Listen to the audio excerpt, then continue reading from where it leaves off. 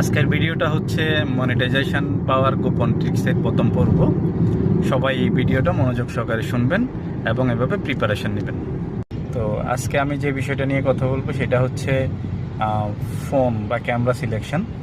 আমাদের অনেকের ধারণা হচ্ছে যে কি তার আগে বলি, কাইন্ডলি আমার ভিডিওটা শুনে অবশ্যই লাইক দিবেন, আপনার প্রশ্ন থাকলে কমেন্টসে লিখবেন এবং সাথে সাথে শেয়ার দিবেন যাতে সবাই আমার কথাটা শুনতে পারে এবং সবাই উপকৃত হয়।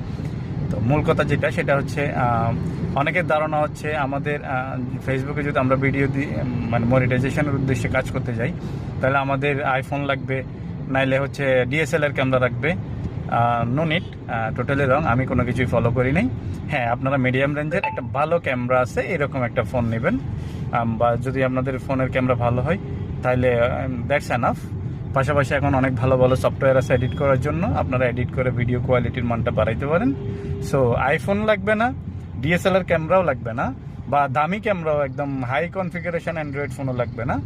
আপনারা নর্মাল ফোন দিয়ে করতে পারবেন, শুধুমাত্র ভিডিও কোয়ালিটিটা একটু ভালো হলে হবে। Thank you.